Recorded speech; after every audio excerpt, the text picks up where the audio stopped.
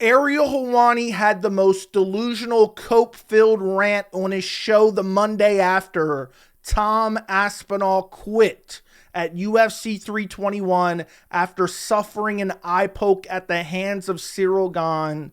And I heard this quote from Ariel Helwani was bad, but it was 150 million times worse than I could have ever imagined. And we're going to break it down in this video because Ariel is a Tom Aspinall shill. Ariel is a Tom Aspinall fanboy. Ariel is a massive fucking hypocrite, and we're going to brutally expose him in this video by going back in time and taking a look at Ariel Helwani's previous statements on a somewhat similar situation. We're going to break it all down in this video, but I'll tell you right now, Ariel blames the refereeing. He blames the commission. He blames the fans. He blames the doctors in Abu Dhabi, by the way. You know, those dirty Middle Eastern doctors is probably what Ariel thinks. And I could not believe what I was hearing because it was a little bit different. Ariel changed his tune from his Saturday Night Live post-fight, and it just so happens that Ariel's change of tune coincides with exactly what Tom Aspinall and his daddy wanted, and what they said live on video during the 47-minute hospital vlog where Tom Aspinall looked like he was trying to convince his parent he was sick and wanted to stay home from school. So we're going to break it all down in this video. There's a lot to unpack. Initially, I was going to cover a bunch of different people, but after I watched this video and I seen the glazing from Ariel Helwani, I saw what a massive hypocrite he was covering this situation. I knew that I had to just break down Ariel Helwani because this guy is a so-called journalist and he is bouncing up and down on Tom Aspinall's dick. Quite frankly, it may be the most embarrassing live stream / video I have ever seen from Ariel Helwani. We're going to break it all down because there's a lot that I haven't even been able to tease in the beginning of this video because there's so much. We're going to check out about 10 or 15 different clips. We're going to check out some old clips as well. We're going to check out how this differentiates from his Saturday post-fight where he basically admits that Tom Aspinall quit, but we'll get to that. We'll get to that in a second. And then we're going to expose him for being a massive hypocrite. But let's just start with him being a dumbass. Listen to this. Listen to this. This is the very beginning of his rant. The guy on the bottom who was trying to inflict damage. Talking about Jailton Almeida versus Alexander Volkov. Listen to this. Was inflicting damage, gets the nod. We were already thinking about how they're going to promote and book this fight. Aspinall versus Gane. That's how much of an afterthought it seemed like Ciryl Gane was. Ariel was already thinking about Aspinall Volkov because Ariel was licking his lips like, man, Volkov looked like shit against Almeida. Tom Aspinall just has to get through Gane and he's going to go on a generational run. And then Tom Aspinall quit in the main event. By the way, we're also going to cover, we have a bit of an update from Tom Aspinall's dad, which I kind of called as well, but we'll break that down later in the video. Let's listen to what Ariel has to say. So essentially before the main event, Ariel was already thinking about Tom Aspinall versus Alexander Volkov too. He was thinking, oh, another easy matchup for Tom Aspinall. That's what he was thinking because he thought Ciryl Gane was an easy matchup. But listen to him here. Does he not even know what the fuck he's talking about? Because of the fact that he had lost against Francis Ngannou, because of the fact that he lost against Derek Lewis, because of the fact that he had lost against John Jones, technically 0-3 or 0-2 in undisputed UFC title fights. What the fuck is he talking about? I know we all make mistakes. When did Ciryl Gane lose to Derek Lewis? If my memory serves correct, I believe it was UFC 265. That's right off the top of my head. That's right off the top of the dome right there. Ciryl Gane schooled Derek Lewis to win an interim heavyweight title. So I don't know what he's talking about. Is he mixing up, like thinking about Volkov? But this already disqualifies Ariel Helwani from having any take on this entire situation, saying Gane lost to Derek Lewis. What the fuck are you even talking about, you bum? But anyway, I just wanted to show that because when I do these videos, and I highly encourage you to like this video and subscribe to the channel and turn on notifications and also share the video. I would really appreciate it. When I make these videos, sometimes I'll watch 30 minutes, 45 minutes, an hour of content just for that perfect 30-second clip that nobody else ever even discovered. And I heard this shit. I'm like, what? By the way, if anybody else wants to check these clips out in their entirety, I will link every piece of source material down in the description. It'll be perfect when we expose Ariel's hypocrisy if any other content creators wants to use those clips as well. But let's get to the next part of this rant, because this is the dumbest thing I've heard. I've been calling this out for years. A lot of fans do this as well. But he's talking about Tom Aspinall, Ciryl Gane, and what happened during the fight. He's kind of recapping the fight prior to the eye poke. And listen to this shit. This is such cope because he is a Tom Aspinall dick rider. You would think it was a 10-8 round. It was not. In fact, the stats were actually pretty damn close.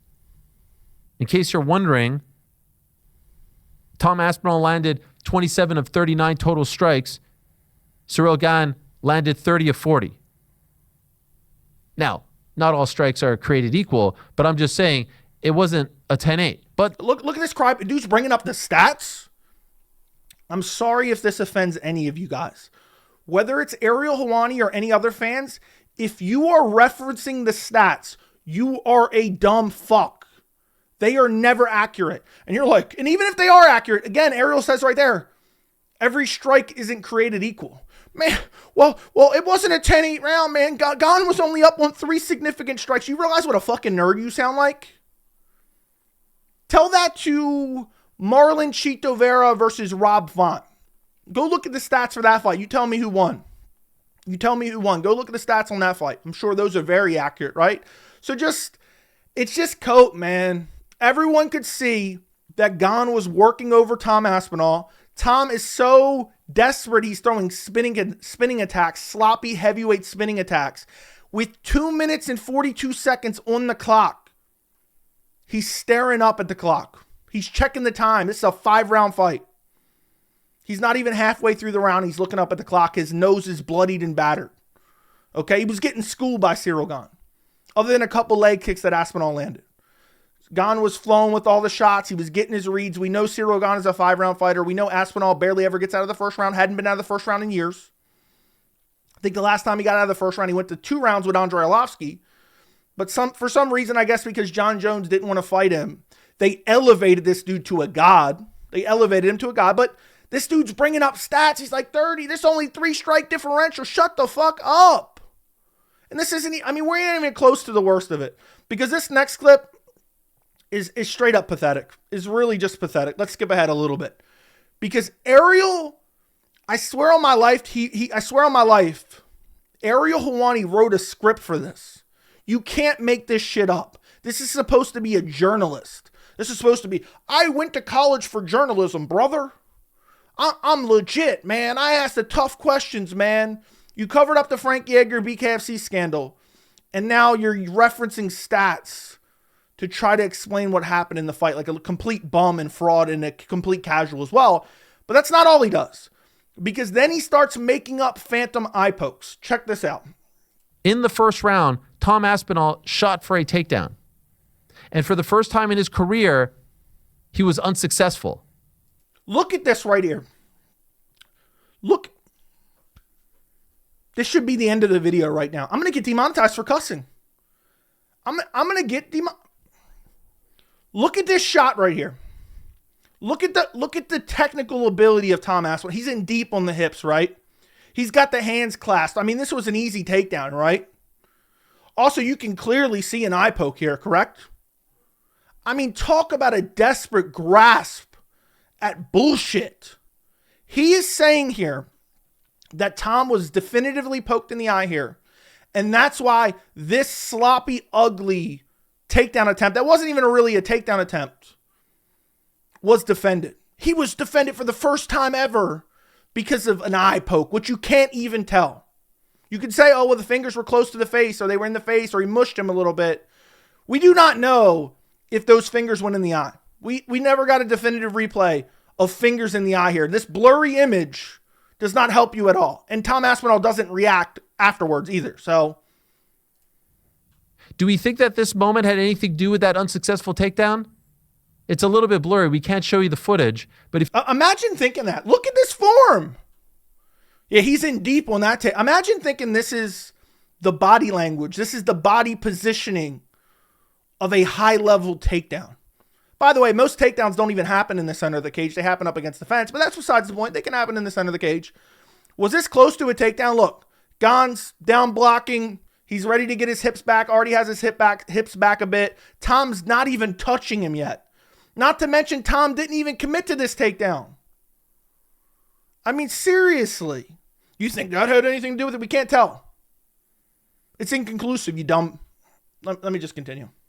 If you go back and watch and queued up at the 3 minute and 11, with 3 and 11 left in the first round, which if my math is correct is the 149-minute mark of the first round. So fairly early on, the takedown is stopped in large part due to the hands and fingers to the face and to the eyes of one Tom Aspinall.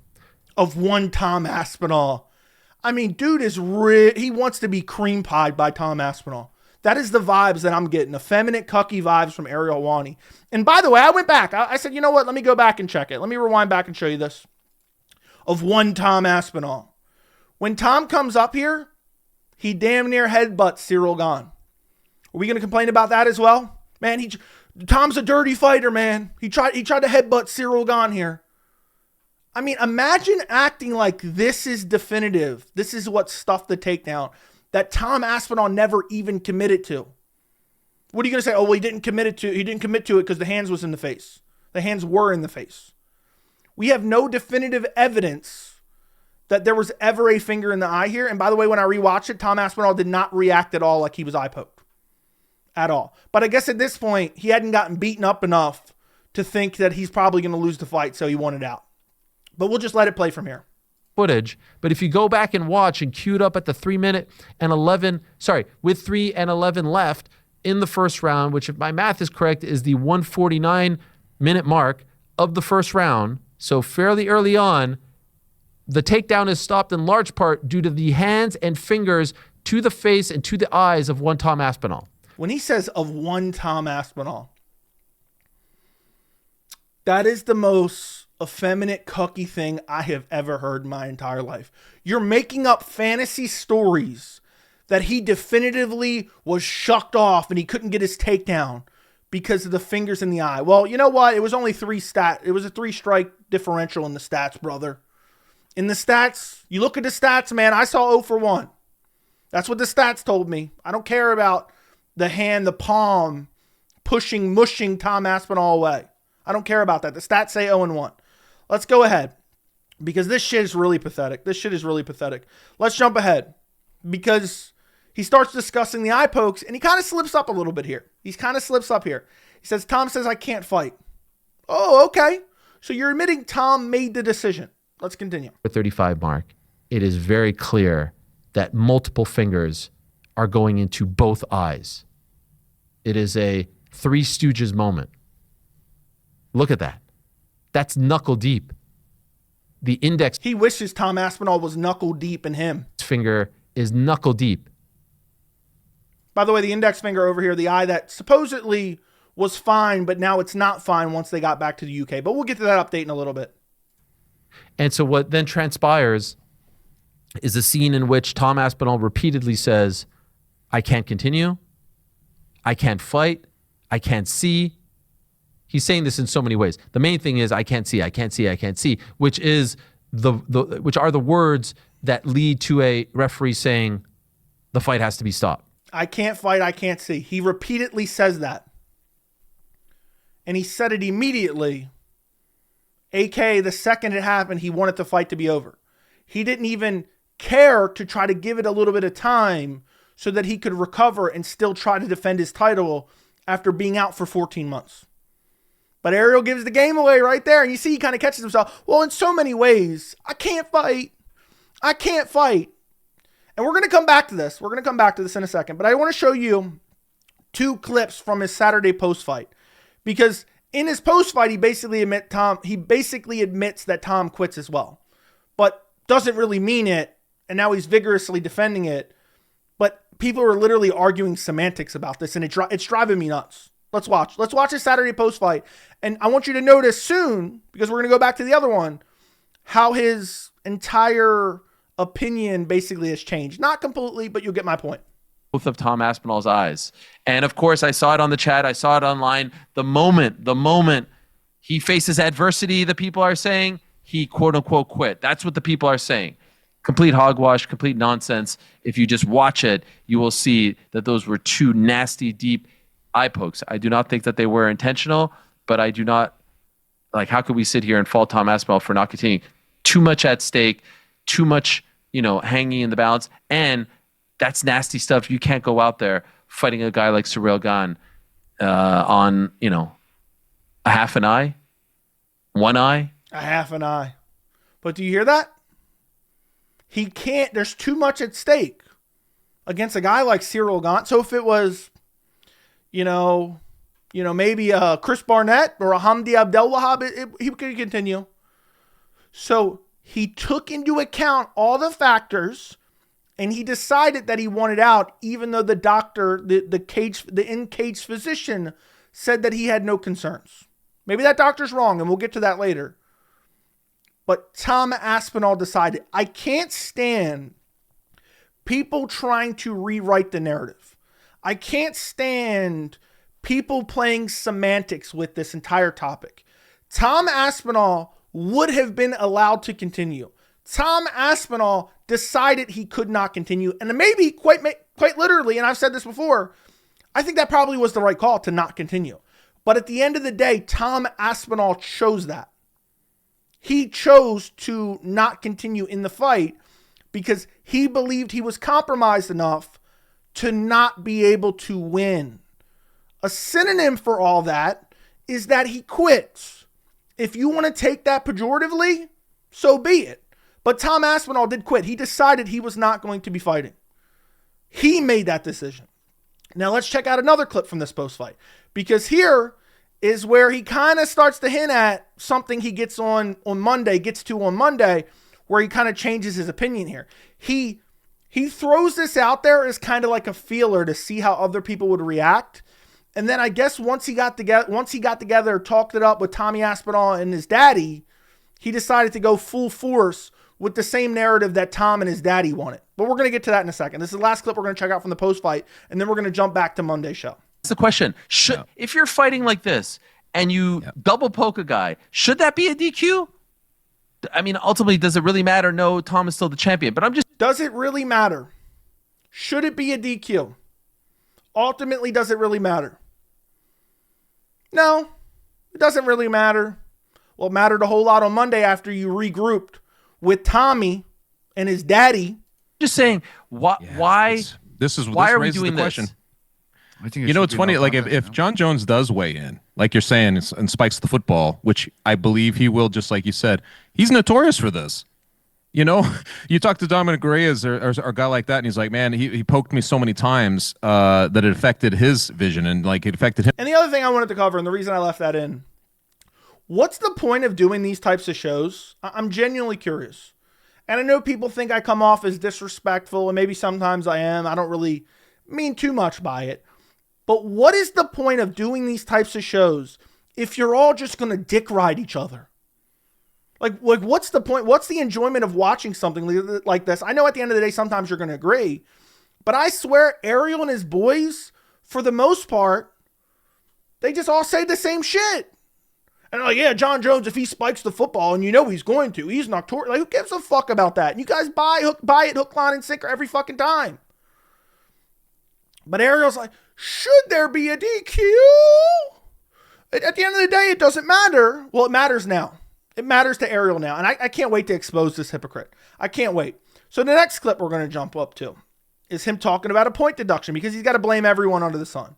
But let's listen. What does he have to say about Jason Herzog? Jason Herzog say, I understand it wasn't intentional, but it was a foul, which to me would lead one to believe that he was going to take away a point. He's telling him, hey, I'm not gonna like disqualify you or anything on the spot here. I know it wasn't intentional, but it was a foul.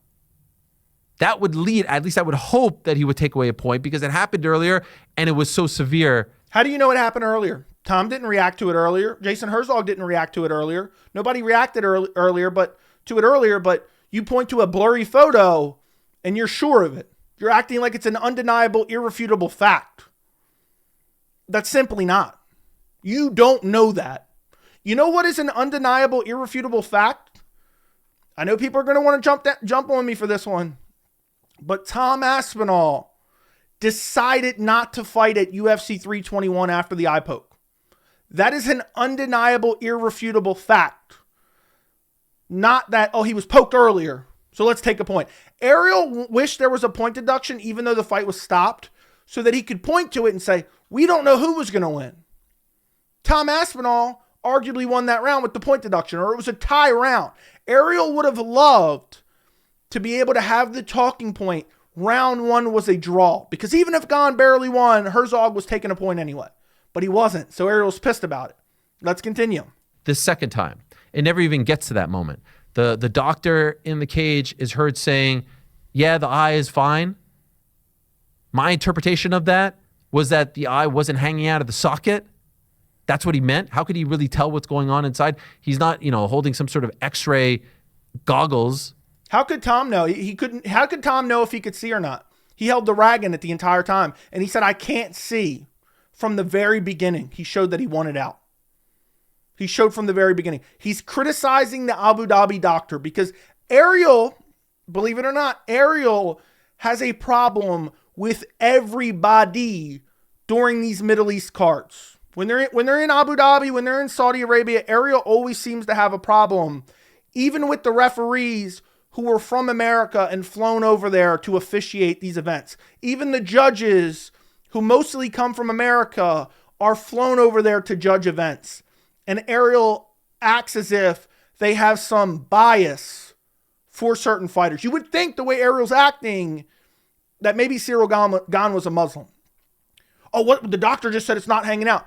Then why do we even bring the doctors in? If the doctors have no ability to assess and triage a potential injured fighter to determine whether or not they can continue, like Ariel's saying here, well, he didn't have any x-ray.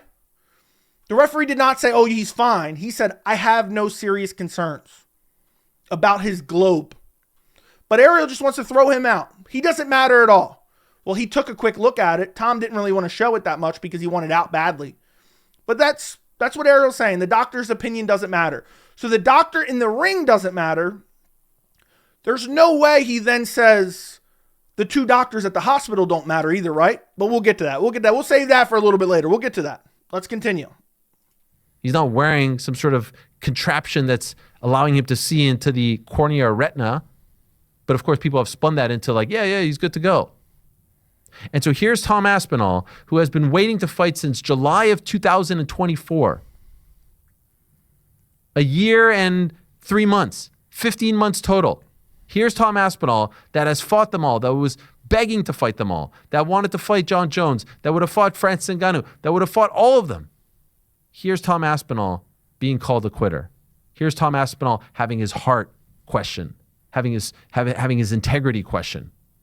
We talked about going into this fight, how obviously after everything that transpired over the past year, it would have been an absolute nightmare if he would have lost, right? The pressure, the Jones talk, all that stuff. Now, this wasn't a loss, but it's the next worst thing. Because now his heart has been called into question. His integrity has been called into question. He's being called a coward, a quitter. Why? Because he got poked in the eyes. Why? Because he refused to fight blind. In some fakakta world that we live in, he refused to fight blind. Well, the doctor in the ring cleared him. 2 other doctors outside the cage cleared him with no serious injury. Maybe there's something hidden. Maybe they can't find any trauma, but somehow he can't see. Maybe that's the case, and we'll get to that later in the video. But the level of glazing here, he wants to fight anybody and everyone. Now, he did get screwed by the UFC and John Jones. That is true. But Ariel's really hyper-focused on the details of the situation because certain details going his way would have gave him an easy out to spin this. If Herzog would have took a point, I already went over this. Ariel could have said it was a draw round. If the doctor would have said, I see some redness, we'll have to see how he recovers, then Ariel could have said, look, the doctor had concern for him. But instead, Herzog says it's an incidental foul, and the doctor says, I have no serious concerns about that eye. So Ariel's pissed at him because he can't spin this a certain way. Let's jump ahead because he starts going into, this is right before he starts talking about Dana White and what Dana White said. Because he starts going off about Dana White's post-fight reaction, which I already did a video on. I highly encourage you to check that out. I will link it down in the description as well as the end cards. I cover the Dana White post-fight presser as well as the Tom Aspinall 47-minute vlog in the hospital after the fight at UFC 321. But here is Ariel starting to go in on Dana White. But at the end of the day, you can't poke your opponent in the eye multiple times. At the end of the day, you can't do this. You can't do that. You want to block someone at range, close your fists. At the end of the day, Tom Aspinall is a fucking gangster who did everything that we've asked of him. That's a gangster? What is his definition of a gangster? He would lose every street fight known to man if he's willing to quit that quickly. One little eye poke, one little eye gouge. Tom Aspinall's gone. He's running away. He's running away. I mean, seriously, this is what Ariel's saying Dana White should have said. Now, I think Dana should have covered for Tom a little bit, but Ariel's just such a glazer, man. It's unreal. It's disgusting. He will live to fight another day, and we stand by him. Of course, that didn't happen. Instead, this is what you got from UFC President Dana White. So we're going to skip through this because I've already listened to this. You guys probably have already seen it. Let's jump to after he listens to the Dana White clip. Let's take a listen to what Ariel has to say right after Dana speaks. Tom didn't want to continue in the fight, so the rematch is very interesting. Tom didn't want to continue in the fight. I mean, could you imagine if you're Tom Aspinall listening to that? I mean, oh, that's true. That's true. Can you imagine if you're Tom Aspinall listening to that? Tom didn't want to continue in the fight. You tell me, how else would you describe it? I mean, that's the truth. Could you imagine? I mean, we know that no one from the UFC was with him at the hospital. We saw that on his video blog. Could you imagine how this guy must be feeling on this Monday? Everyone calling him into question, his heart into question, because he got poked in the eye multiple times, one of them knuckle deep, and his promoter is saying Tom didn't want to continue. Not Tom was fouled with an illegal strike, multiple illegal strikes. Let me ask you a question. If that happened... Let's pause it right there. I've never seen Ariel glaze someone as much as he's glazed Tom Aspinall. But in a second, you're going to see the narrative shift. From Saturday night to post-fight, I already showed you. Well, should there be a DQ? I'm just asking. It doesn't really matter. To all of a sudden, he's fired up. He's absolutely livid that Ciryl Gane wasn't DQ'd. I never thought I would see it this. I mean, this is clear. I mean, this is the most clear bias I have ever seen in my entire life. He starts screaming about it and acting like this is a no-brainer. Listen to this. This notion of intentional versus unintentional is the stupidest shit in sports. Period. Period. You don't hear it anywhere else. Let me ask you guys a question. Yesterday, I'm watching the New York Knicks against the Miami Heat. Crucial juncture of the game. Knicks are down like 8 or so. They have the ball. Josh Hart gets called for an offensive foul. Illegal screen. Do the referees converge and say, like, did he mean to do that or did he not mean to do that? No. A foul is a foul. Ball goes the other way. Let me ask you a question. Super Bowl, a couple years ago. All-time great game. Eagles, Chiefs, pass interference, end of the game. Do the refs converge and say, did he mean to bump him or not? No, foul is a foul. Foul is a foul, which means a foul is a DQ. Did he actually think he was cooking here? Did he actually think this was smart? I can dismantle this argument in a fucking second. Fouls in football, fouls in basketball, fouls in baseball. You don't use that foul to determine the fucking winner. You don't do that. Someone doesn't jump off sides in the NFL and they're like, oh, the other team wins. It's over. Unless you're intentionally, egregiously trying to commit a foul, why should automatically your opponent be handed a DQ win? And by the way, I am for stricter enforcement of the rules. I've been screaming from the rooftops for years. Why are the referees screaming the rules instead of actually enforcing the rules? But if you start handing out DQs every time there's an incidental foul, then you're going to have people faking fouls on a regular basis. We already see that a little bit too much after they got a little bit more stern with taking points, which I've been an advocate for years. But now every glancing groin shot, people are wanting out. People are trying to milk it for a point deduction. But to say, because Ciryl Gane mushed him, he didn't have his fingers like this. Ciryl Gane mushed him like this, and then the fingers went in the eye. Even if you wanted to say, if you are breaking the rules by having your fingers outstretched and you poke your opponent, we are taking a point. If it happens twice, it's a DQ. I'm okay with that. But to act like, oh, if someone goes for an inside leg kick and it grazes the groin, all of a sudden you're just going to DQ? If you're going like this and the guy rushes in and your finger actually goes in his eye, you're going to give him a DQ? That would literally systematically ruin the sport from people trying to get free wins. But Ariel thinks Ciryl Gane should be DQ'd now. He didn't think that Saturday. He didn't think that until Tom Aspinall and his daddy called him up and said, we wanted Ciryl Gane DQ'd. And that exposes Tom Aspinall even more, in my opinion. The fact that he thought he might get a DQ tells me that's what he was hoping for. He was hoping to get out of there with a free win, a DQ win, his show and win money, and a title defense, all off a DQ. Ariel got a call and got his marching orders. Let's continue. He continues to go off about this. Should have been a DQ victory for Tom Aspinall. That should have been a DQ loss for Ciryl Gane. And let me be very, very clear right here and now. I don't think Ciryl did that on purpose. Why would he have done that on purpose? Why would he have tried to foul his opponent? But it doesn't matter. An illegal maneuver is an illegal maneuver. An illegal foul is an illegal foul, whether you meant to do it or not. Cornerback doesn't always mean to bump his opponent, the guy he's guarding, the wide receiver, but he did. And they don't call games over it.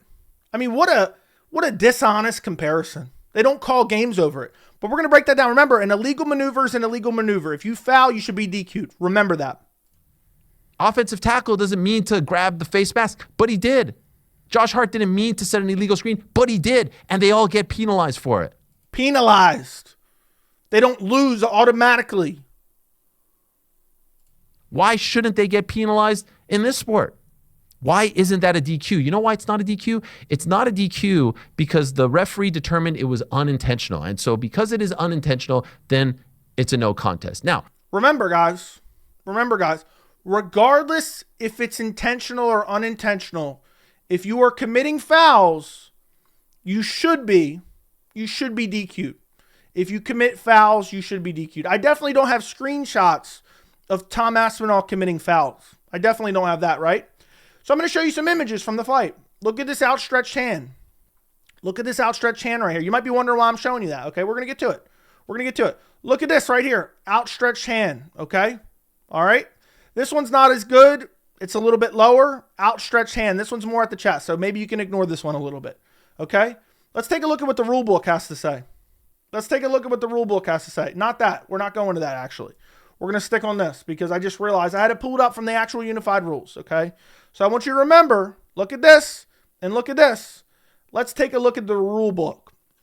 Fingers outstretched towards an opponent's face or eye in the standing position. A fighter that moves their arm towards their opponent with an open hand, fingers pointing at the opponent's face or eyes will be a foul. Referees are to prevent this dangerous behavior by communicating clearly to fighters. Fighters are directed to close their fist or point their fingers straight up in the air when reaching towards their opponent. A foul's a foul. Rules are rules. A foul is a foul. Rules are rules.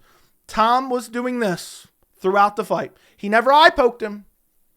But I could pull probably up 10 screenshots of Tom doing this. Worse screenshots than this, actually. What, are we going to DQ Tom now? We DQing Tom? Is that what we're doing? That's what the unified rules say. That's what Ariel wants. But no, Ariel doesn't care about the rules unless they affect a fighter that he absolutely loves and that comes on his show. That's what Ariel cares about. That's what he cares about. And that's what he keeps going. He's like, Gane should be DQ'd. Who in the right universe thinks that Gane went out of his way to eye poke Tom? I mean, his fingers were up in the air. It was unfortunate. You have to be more careful. But to act like that should be a free DQ win for Tom Aspinall, that is glazing to the likes that I have never seen. We're going to skip ahead because he does more here. Listen to this, and we're going to expose his hypocrisy in a second. Listen to this. I'm getting tired of this fight. I'm up 3 rounds to 1. Let me just throw this illegal knee just for shits and giggles. No, of course not. But on that night, it was a DQ. There's no consistency whatsoever in all. And that was the one outlier. Otherwise, they are fairly consistent. They don't DQ for eye pokes, especially not your first eye poke. So to sit here, we can criticize the commission and the officiating and the rules and all that. But to act like the way the eye poke was handled, I know it's a little bit abnormal, ahistoric, what happened on Saturday because Tom decided he didn't want to fight anymore. But to act like this is, oh, sometimes it's a DQ, sometimes it's a no contest, sometimes it's a DQ, and comparing it to Aljo Piotryan makes absolutely no sense. All this. Get rid of the no contest bullshit. Andy Foster, Rules Committee, ABC, please, for the love of God, the next time you have one of these meetings, get rid of that language. A foul is a foul. First time you foul someone in the cage, point deduction. That's it. None of these stern talking tos. None of these stern warnings. Enough of this. This is not a serious sport. You have Jason Herzog in the back telling Tom Aspinall, hey, you know what? The best part about fouling someone is that it works. Don't believe me? Take a listen. This is so dishonest. Acting like Herzog saying anything that's not true and kind of framing it in a weird way. But Ariel's pissed at everyone. He's pissed that Herzog didn't take the point, giving him the easy argument to say it was a draw round. And he's also pissed that Herzog was going to allow him to continue. So now he's mad at Herzog. The best part about fouling, right, is that it works. So the best thing you can do is keep your head in the game, and I'll do everything I can to manage. All that training for that. Look at this. Don't worry about it. So, I mean, it's crazy that he tries to frame Herzog in that capacity. But I really want you guys, I wanted to show you all those clips. We got more clips from this. We're actually going to come back to this in a second. But there's all those clips of Ariel Helwani. And look at his energy towards a double eye poke. One instance of eye pokes, it was a double eye poke. There was no other verified eye pokes in this fight, regardless of what he tries to say with a grainy photo. And I was wondering, in the past, what could Ariel have been saying about other instances like this? And I remembered, oh, well, what about when Chris Weidman double eye poked finished Bruno Silva, and he had eye poked him 6 or 7 times prior? I forgot what the exact number is. I did an entire breakdown on it, pulled up all the slow-mos. It was 6 or 7 eye pokes from Chris Weidman before he TKO'd Bruno Silva, which was then turned to a technical decision. I was like, I wonder what Ariel had to say about this. Let's listen to this. No contest, because ultimately, that fight could have gone a different direction. It does suck for Chris Weidman if something like that happens because he was up 2 rounds. So that's the great point. Him and his backdoor boys. Yeah, man, it's unfortunate for Weidman because he was up 2 rounds. Well, it was unfortunate for Gane. He was up a round. And Weidman did it 6 or 7 times. And let's see what Ariel has to say. He's definitely gonna be, oh my God, this was so disturbing. This was horrible. This was poor sportsmanship. This should have been a DQ, right? Point right there. That's the shame. We were all worried. Let's be honest. A lot of us were worried. He was an underdog. Bruno Silva gave Alex Pereira a run for his money. We were all kind of watching like this. Will he retire? Will he retire with a win? Will he retire with a loss? Was this the last one? Full circle. He said to you explicitly he considered. Atlantic City. Oh, what a City script. would be perfect. Family there. Everyone loves the All-American. You said it. He got the biggest pop. He's not even from Jersey. But I mean, think about this. Weidman poked Bruno Silva mercilessly and then got a double eye poke TKO that was originally a TKO. And Ariel's like, man, the All-American. Everyone loves the All-American. He got the biggest pop in Atlantic City. I don't hear him screaming for a DQ. Matter of fact, he starts being upset for Weidman, the blatant cheater. Listen. But he's considered, a Northeast guy. And he was fighting a great fight, all things considered, right? So that's the shame. The shame is, to me, Chris Weidman isn't a dirty fighter. Chris Weidman isn't someone with a history of doing this. It was what it was, and ultimately the ref made the call and the officials made the call. But I kind of am bummed by the fact that the story of the first 2 rounds has now been completely overshadowed by fuck Chris Weidman, or fuck, you know what I mean? Yes, I do know what you mean. In the moment, Chris Weidman is celebrating because he thinks the monkey is off my back. He Right, thinks he hadn't won in almost 4 yes, years. He's freaking high-fiving Hunter Campbell. He's like, fuck yeah, I am back. You know, how good must that have felt? What? Bruno Silva had his eyeballs gouged out of his head repetitively. And all Ariel can say is, man, he was fist pumping. He's a Northeast guy, man. He got a hell of a pop. Guess what? Chris Weidman comes on his show. Do you think if the roles were reversed Saturday night, if Gane was Aspinall and Aspinall was Gane, you think Ariel would have the same energy? No, he would not. He would not. But let's continue. There's more. You can't take that away from him. You can't take that. Now, ultimately, you have referees there, and I feel for Bruno Silva, and it's very clear with the replay what happened. Very clear. But yet, let's rewind it back a little bit. Let's rewind it back a little bit if it lets me. You can't take that away from him. Now, ultimately, you have referees there, and I feel for Bruno Silva. I didn't rewind it enough, of course, because this is a 4-hour stream. So now I probably rewind it too much, but we'll listen to it again. Fuck Chris Weidman, or fuck, you know what I mean? Like, yes, what do I you do know what you mean. In the moment, Chris Weidman is celebrating because he thinks the monkey is off my back. He right, thinks he hadn't won in almost 4 years. He's freaking high-fiving Hunter Campbell. He's like, fuck yeah, I am back. You know, how good must that have felt? You can't take that away from him. You can't take that. Now, ultimately, you have referees there, and I feel for Bruno Silva, and it's very clear with the replay what happened. I am not denying that. But I hate the fact that people are like, look how happy this cheater is, or look at him celebrate. Like, no, you really think Chris Weidman did that on purpose? Fuck, man. How many times have we seen... What happened? It doesn't matter if it's intentional or unintentional. What happened? That should be a DQ. Not to mention, again, Chris Weidman did this half a dozen times, maybe more. But it doesn't matter to Ariel because Chris Weidman comes on his show. He wants to defend. He's the All-American, man. What a pop he got. Got a crazy pop. The dogs were barking. We've seen eye pokes. It is what it is. It's a shitty situation. Maybe the answer is to just run it back. I think that's the best answer. Run also, it back. in Chris Weidman's defense, like he was, and I know he doesn't know this going into the third round, but he was up 2-0. It's not like he was down 2-0 and he was getting whooped in the. Ciryl Gane was up a round, bloodied up Tom Aspinall's nose.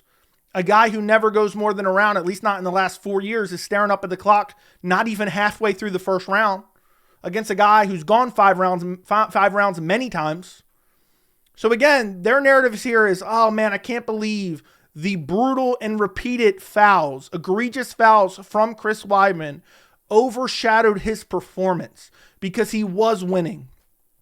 That is their narrative here. We're going to check out another clip from this. We're going to jump ahead a bit here because, I mean, this was really bad. This was really pathetic. Listen to this. Let's jump ahead. Anywhere, unfortunately. He's the one who's done wrong. He's the one who I can understand. Anybody else, I mean, it's very clear. Chris Weidman was not trying to cheat. To Connor's point, he was winning the fight. Like, he was winning this fight. There's not an incentive for him to do that. Is this not hilarious? Ciryl Gane wasn't trying to cheat and also didn't do it half a dozen times in the fight. It was an incidental eye poke, like they called it. But look at him in his backdoor, boys. Here's an argument, though. The one thing I would say is this wasn't the first eye poke of the fight, right? There's an argument to say, like, Bruno Silva didn't get a fair crack because of it hampering him. And so to that I say, run it back. Let's see it. Chris Weidman was winning that fight. Again, repeatedly. That wasn't Ariel, but you get the point. Chris Weidman was winning. That's all they kept saying. All three, him and his backdoor boys. Again, they all co-sign each other. What's the point of even having a show together if all you guys do is circle jerk each other? But that's not it, because then he had Chris Weidman on the show. I think this was one of the most pathetic, embarrassing interviews I have ever seen from a fighter. Fuck Chris Weidman. I'm glad GFL scammed him, because this guy is just a total piece of shit. Sure, Ariel grilled him over it, right? Ariel definitely grilled him over it. And when Chris Weidman said that Bruno Silva was milking it after being eye-poked brutally half a dozen times, Ariel definitely shut him down, right? When Chris Weidman implied that Bruno Silva quit. That's what he did. That's what he does here. And Ariel definitely shut him down, right? No, he doesn't. Thing also people have to realize, if Bruno Silva in a lot of his fights, he does wear down over the fight. Like, my goal was to try to like break him and exhaust him, create scrambles, create striking, different combinations back and forth, just to keep him working, because he does wear down. And my goal was to try to like break him down. So when the first one in the second round, my thumb like barely touched his eye. I mean, and then he took as much time as he could get. And that right away, I'm like, come on, man. I don't feel like that really bothered you like you're acting. Like, I don't see him having trouble opening his eye or anything like that. So remember, nobody can criticize the level of eye poke, right? Nobody can say, well, Tom Aspinall was cleared by 3 doctors, right? That's just wrong. Here's Weidman doing the same thing with Bruno Silva. And Ariel's not saying a damn thing. So it's just hard for me to, like, to feel bad for that. Obviously, anytime your finger touches the eye, he has the right to say it's an eye poke and he gets his 5 minutes or whatever the time is now. But I also think, like, as fighters, we have to be like, okay, if it's not bad, it's not bad. Like I said, he poked me in the eye. Really, it looked bad, but you blink once or twice, and boom, you're good.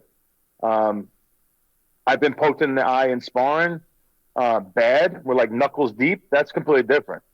None of these shots were that bad. If we're going like which one penetrated the most, his thumb into my eyeball was definitely the worst. By the way, it was a knuckle. Weidman's lying about being eye poked by Bruno Silva. It was a knuckle. It was a punch. It was a legal punch. As far as penetration goes. Yes. And all Ariel says is yes with a little chuckle. With a little chuckle. Yes, he was milking it. Yes, he was overdramatic. Was definitely the worst as far as penetration goes. Yes. Yes, and a little laugh. He's laughing about Bruno Silva being brutally fingered by Chris Weidman repetitively. But that's not all. There's more. Let's skip ahead. Because Ariel's so upset. He's so upset the eye pokes overshadowed the performance. Why isn't he crying a river for Ciryl Gane, man? The true story here is an underdog in Ciryl Gane. A negative, like, 350 underdog or a plus 350 underdog.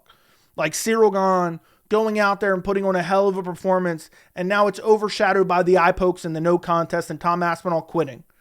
Why isn't he crying for Ciryl Gane, but he'll sit here and cry for Chris Weidman? Yeah, I mean, the worst case scenario is they could take a point away from me for that 3rd round, and then, I win a decision. So. Are you annoyed that that this is a cloud hanging over it? That some people aren't giving you your props, that you're not able to fully celebrate and talk? Like, we could talk about the win and it'd be great. Like, does any of this annoy you? Of course, it's definitely annoying, and it's not the cleanest win, so I'll give him that. Are you annoyed that you brutally fingered your opponent so much that he was incapacitated and you did it over and over and over again to get a cheap win? And that's the level of question from Ariel Helwani. Rematch. And then honestly, like, look at the eye pokes and be honest with yourself. Like, they weren't the worst eye pokes in the world, and that, I am sorry for them, but I had probably the worst eye poke happen to me. And it's just kind of is what it is, man. It sucks. Like, this is the problem, I guess, with the gloves on, with your fingers being there like that. As crap like this happens. So, would you be open to a rematch? If the UFC wants to have a rematch of this fight, sure. Yeah. Ariel doesn't care at all. Weidman completely says he's milking it. At one point in this interview, he says, "Do you think Bruno was looking for a way out?" I should have had that timestamp, but apparently I don't. Somehow I lost it, or I mistyped it. But you see the hypocrisy here. I've already showed you more than enough. Let's jump back to the original rant, because the original rant just gets worse and worse. We have a couple more clips. This is continuing him talking about Aljo Jan and it should have been a DQ and begging the commission on another man's behalf. A man in Tom Aspinall that from 3 separate doctors got a clean bill of health. Again, we're going to update that in a little bit. This video I know is going to be long. Do me a favor, like the video. Listen to this. Look at that finger. What the is he doing? The left one was really deep. By the way, remember afterwards, everyone was saying, yeah, Tom Aspinall transported to a local hospital. If you were that worried about your vision, are you hanging around in the back talking to DC? You guys tell me. Hanging around in the back, chopping it up with DC? If you are scared about your vision, you are getting immediately to the hospital to see somebody to check your eyeball out. Because the sooner you get treatment, the better chance you have at a recovery. But Tom's hanging around in the back with an eye patch after squishing a rag in his face and saying, I can't see. The more I see of Tom Aspinall, the more I believe that he is milking this brutally. Let's continue. The left one was really both of them. Sorry. Yeah, sorry, but twice before he got warm for it. This is afterwards. This is courtesy of his YouTube channel. It's a great video blog. You see all of this, and you hear Andy Aspinall weighing in. That's his father. This is when they're begging for a DQ themselves. And by the way, look at Ariel plugging Tom Aspinall's YouTube channel. Go on the YouTube channel and watch the rest of it, because it's all, it's riveting stuff. And by the way, credit to them. They're not hiding. They're embarrassing themselves. They're brutally humiliating themselves because it looks so fake. It looks so staged. It looks so played up. It's not even funny. But Ariel's about to go on a rant complaining about the doctors who treated Tom Aspinall. He's not happy with the way the doctors treated him in, what maybe amount to 5 minutes of footage, maybe less. Ariel doesn't like the way he was treated in the hospital. Ariel apparently doesn't like anything about Abu Dhabi or any Middle Eastern country, or at least most of them, okay? Listen to this. I thought this was pathetic. They're putting it all out more than anyone. That tells you who these people are. That tells you who the Aspinalls are. You could say I'm glazing all you want. I don't give a shit. He is glazing. He's giving him a rim job, straight up rim job here. Oh, you could look. That tells what kind of people they are. Like, are we living in such a social media era? You're like, yeah, this guy put out a couple seconds of his hospital visit. Oh my, you can tell what kind of person he is. What fucking alternate universe are you living in? You don't even know him, bro. You don't even really know him. Shut up. This glaze is pathetic. Who does that? Who shows you the whole freaking trip to the hospital? Even at times where you could say like, I don't know if this is backing up your stance. Even Ariel saying it looks fake. Look. Even Ariel realizes it looks fake. He's mad at the doctors though. And I don't know what that doctor or who those people were that he was seeing at 3 a.m. in Abu Dhabi. You have the one nurse who's like, does this hurt? What is that? Yes, it hurts. Are you allowed to poke in the eye in your sport? No. Can you just tell me what's wrong? I thought Tom was going to lose his shit, and credit to him for not losing his cool. Credit to him for not losing his cool on a doctor that's trying to gather information on his symptoms to try to offer him a diagnosis. And this fucking clown, Ariel Helwani, with no medical degree, is saying, this doctor was touching his eye and asking him where the pain was and looking at it with a light? What do you want him to do? Shove a thermometer up his ass? How do you want him to try to diagnose him? Have you ever been to the hospital? Have you ever been to the doctor? I know it's a shocker to maybe Ariel. They gather information on your symptoms and then they try to determine what is going on. They make a game plan to test you further. And then they diagnose you with something that they believe is what you have. But Ariel's like, man, can you believe this, man? Can you believe a doctor touching him and asking him what's wrong? And oh, God forbid they ask, are eye pokes allowed in your sport? This is one thing about the MMA community as a whole. They act like more people care about MMA than actually do. It's not a massive mainstream sport. Most people don't watch it. It's rare to run into another MMA fan out in the wild, just in day-to-day life. But Harold's like, yeah, how dare she ask him a question while she's interacting with him? But again, anything in Abu Dhabi or Saudi Arabia, basically Ariel implies, unless you're Muslim, you aren't getting the preferential treatment from the judges who come from America, or I guess the medical staff in the hospital as well. I thought Tom was going to lose his cool because the doctor was trying to help him and treat him for his ailment. Shut the fuck up, man. I wish somebody'd slap Ariel. Because it seemed like an unserious place that he was at. I don't know what that place was, where that was. I certainly didn't see any UFC officials with them. If they were there, they were off camera, and God bless. That should have been a DQ. It should have been a DQ win, and I can guarantee you. Actually, you know what? What seemed unserious about that place? You see what maybe is 5 minutes of footage interacting with the doctors, and you're saying it's an unserious place. And then you go on to say, I didn't see any UFC officials there. Like UFC officials make a hospital more serious? Am I losing my mind? Sometimes I think I'm losing my mind. I'm either the smartest motherfucker ever or I'm the dumbest motherfucker ever. Because when I hear stuff like that, I'm like, what is he even saying here? What is he even saying? Like, I understand previously he said something about a UFC official Like if he's like, oh, they should be checking on him, they should be getting updates with him. But to say, yeah, this place seemed deeply unserious. There's no UFC officials there. You think they just want any UFC official just roaming around in the hospital while they're doing tests, medical tests on Tom Aspinall to figure out what's wrong with him, and they're coming up with nothing? They're coming up with I mean, it's just crazy that Ariel tries to act like the doctors have it out for Tom Aspinall. It really is embarrassing. And he's continuing to cry for a DQ. I'm not even going to beat around the bush. Gane's team is upset that I'm saying this. Why are you so upset?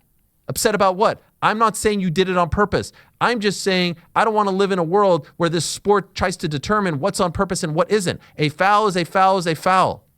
You think when a defender tackles someone in the box, in football, in soccer, they mean to do it? No. Same dumb example, lazy example from earlier. A foul is a foul is a foul, man. A foul is a foul is a foul. DQ Tom Aspinall. What I see right here is a premeditated eye poke. That's what I see here. That's what I see here. And I see flat-footedness too as well. And I see a guy that got his nose bloodied and battered in the first exchange. I seen a guy that was looking up at the clock. So we decided to premeditate to eye poke Ciryl Gane.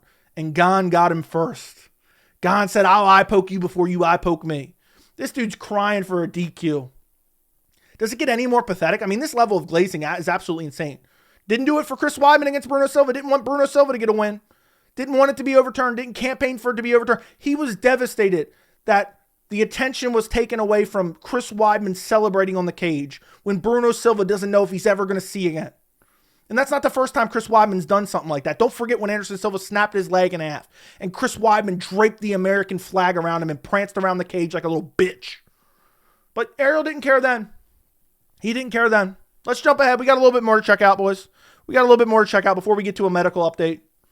I know this is going to be a long one. Bear with me.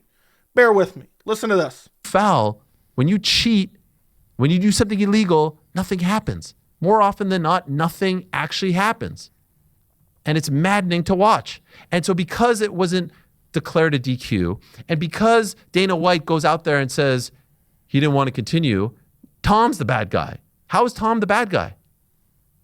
And by the way, the UFC has stepped in shit here. They were staring at Volkov versus Aspinall 2 after a very uninspired performance by Alexander Volkov. Maybe I don't know that expression, or maybe he used it the wrong way. They stepped in shit, but then he says how it's beneficial for the UFC. So I don't know if I misunderstood something there or what, because this is overall decent for the UFC. Outside of Tom Aspinall wanting to fight out his contract, which we know the UFC doesn't like. We know that. Now you're getting a gigantic rematch where the intrigue is going to be super high, where Gane is going to be a much closer opponent as far as the lines are concerned. He's not going to be such a big underdog, where people are going to say he had his number, he's going to have his number again, where Tom is going to have something to prove, chip on his shoulder, annoyed at the people who doubted him, annoyed that the UFC didn't have his back, annoyed that Gane poked him in the eyes. I mean, between the two, he wasn't fighting Pereira next. He certainly wasn't fighting John Jones next. And of course, as I predicted in the post show, John Jones is there, taking a shot, changing the profile picture. Of course, he couldn't help himself. Dude, he's so salty about John Jones. I don't know why these people take the bait. You can easily trigger MMA fans, and they know that's what you want to do, and they get triggered anyway. I seriously don't get it. But look at Ariel. He's fuming. How dare John Jones take a little shot at Tom Aspinall? How dare? Let me ask you guys this. If it was Islam Makhachev, if it was Khamzat Chimaev, if it was John Jones, if it was Ian Machado Gary, that same situation happens to them in a title fight. You think they don't continue? I find it hard to believe. I think the answer is absolutely not. They do continue. So regardless of what you want to say about Tom Aspinall continuing or not, it's just a lot of people wouldn't. And I hear all the time when I give analysis about fights or certain situations within combat sports, it's like, Joey, you don't know because you're not a fighter. I would say 80% of fighters have come out and basically said Tom bitched out. Whether it be Dustin Poirier, whether it be Aljamain Sterling, whether it be, I mean, there's a list of fighters. I don't even remember all of them. Whether it be Chael, Anthony Smith, a slew of fighters have come out and basically said, Tom should have fought. He should have fought. So I don't want to hear the narrative. Joe, you can't speak on it. You're not a fighter, brother. But Ariel's just, he's such a clown here. It really is bad. Crying for a DQ. He wanted Tom Aspinall to get a title defense from an incidental eye poke. And by the way, this is honestly, maybe this is a hot take. Ariel kind of just said the same thing in a weird way because, the way he said the expression at first. This was the best case scenario for the heavyweight division. As disappointing as UFC 321 was, the heavyweight division is trash and has been trash for a long time and sucks ass. There's no one for anybody to fight at the top of the division. The only good fighters, and I say this a bit exaggeratory, are Tom Aspinall and Ciryl Gane. So hell, if we get a trilogy out of it, if Ciryl Gane whoops him in the rematch, and then they say, oh, well, let's give Tom a rematch because the first fight didn't really count. Ciryl Gane took his title. Let's run it back because everyone else at heavyweight's dog shit. Chris Barnett's showing his whole ass in the fight. Hamdi Abdelwahab deserves to be cut. He's a bum. Whatever you may say. These are the two best guys. Let's see him run it back. Who cares? But Ariel desperately wants that DQ. Ariel's pissed at everyone. I told you guys. He's pissed at the doctors because they didn't give him a narrative. They gave him a clean bill of health. He's pissed at Jason Herzog for not giving him an opportunity to warp the narrative. He's pissed at Dana White for not giving him an ability to warp the narrative. He's pissed at John Jones for rubbing salt in the wound. All because this dude has his nose so far up Tom Aspinall's ass. I swear on my life, Ariel Helwani will sniff any fighter's asshole. He did it with Chris Weidman, who brutally cheated and defended him and said, how could you take this away from him? But now he wants Ciryl Gane DQ'd for an eye poke that wasn't like this. It was like this. And the one that was more egregious, Tom said was fine initially. Now he's saying it was bad. And we still haven't got an official diagnosis for Tom Aspinall, but we'll get to that in a minute, okay? Two more things I want to check out in terms of this rant from Ariel. This was so bad.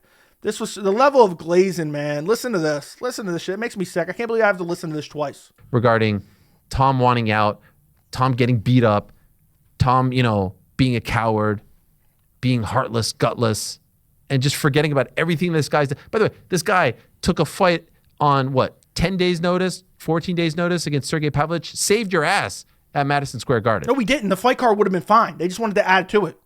Oh, he got a free title shot off of Marcin Tybura. I've covered this so extensively over the past year, I'm not going to get into it here. Tom Aspinall was wronged by the UFC by being stalled out for 14 months. Okay, let's get that out of the way. Stop acting like Tom Aspinall has done it all. He's a legend of the sport. He's a multi-time defending champion. He got gifted a fucking title shot off of beating Marcin Tybura, who's a scrub. He got a free interim title defense against Curtis Blades, who he's 1-1 with now. And we're going to act like he's some reigning multi-time defending GOAT heavyweight champion? Give me a break. He was gifted it. He was gifted the undisputed title because John Jones decided he wasn't a name enough to fight him. And I didn't even think that was right. I think Jones should have fought him. But at the end of the day, it's always next guy. Here today, gone tomorrow. It's a fact of the heavyweight division. And Ariel's acting like this guy's been through the ringer. Ariel's acting like this guy went on a 13-fight unbeaten streak only to not get a title shot, finally get it and win his undisputed title. Oh, wait. That was Magomed Ankalaev. That was Bilal Muhammad. Similar win streaks like that. I don't know if that's the exact number. He didn't defend them. He was okay with them ducking for Khalil Roundtree. But you get the point. This is just craziness. There's more. We got to listen to a little bit more. Literally saved the card. And now we know what this is all about. His dad talks about wanting to take a fight. Fight out the contract. 3 left. Let's go to boxing. And he says in an interview, Tom does, I wouldn't fight Ante Delia. I'd rather vacate. That's my friend. That's my teammate. Oh my God. Literally the two things that would piss Dana White off more than anything. So I think Dana White treats fighters poorly, and I've called it out many of times. But I find it so funny. Tom Aspinall would rather vacate than fight a dangerous up-and-coming contender in a lackluster division. Does that sound familiar? Oh, that's John Jones. And I know that situation is a little bit different. I understand that's not a perfect comparison. But then also, and I don't blame Tom Aspinall for wanting to go to boxing where they actually pay. I've said it before, the heavyweight division is paid like shit. That's why the heavyweight division is shit, because if you're 265 pounds and athletic, you're in the NFL, you're in the MLB, you're in the NBA, getting paid millions of dollars to be a fucking backup compared to the UFC. Okay? But Tom Aspinall, you had people like Ariel Helwani and the fans who were Tom Aspinall fanboys, but really they were Jon Jones haters. They had Tom Aspinall as their great white hope. They were blowing smoke up his ass, acting like he's Muhammad Ali. Shout out to Michael Bisping, who called him Muhammad Ali. They elevated him to this status that he did not earn and did not deserve. And Tom Aspinall was like, yeah, man, I'm the man. I'm the fucking man. I'm going to go box, brother. I'm going to go get those millions like Francis Ngannou did. He got too big for his britches. And then he shows up against Ciryl Gane. He's looking at the clock. He got his nose bloodied and battered. He's about to be out of the first round, which he hadn't been in years. And he got eye poked. And he decided, this is my chance. Let me get out of here because I'm going to lose this fight.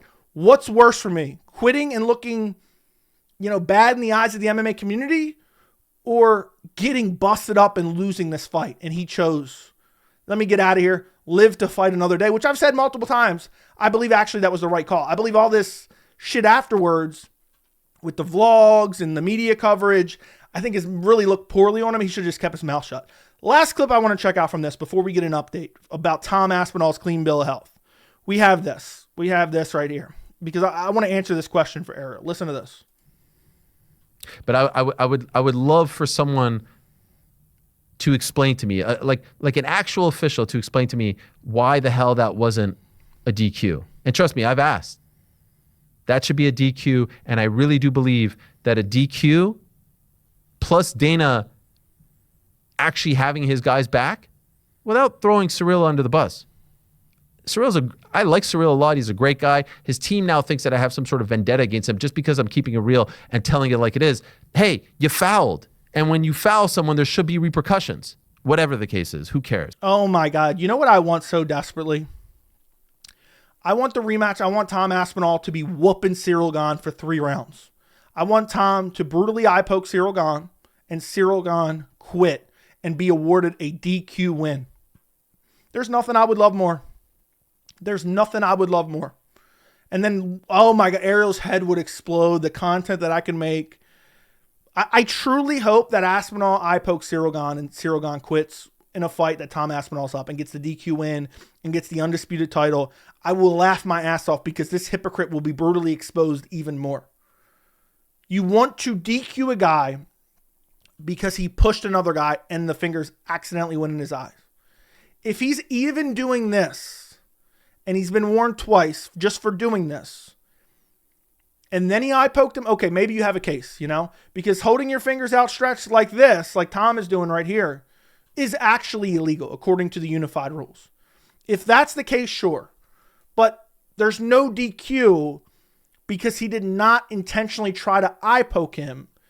And it's not like he even had his fingers in a bad position that was bound to eye poke him. It's just simply not the case. So Ariel's a fucking clown. Ariel's an Aspinall D-rider.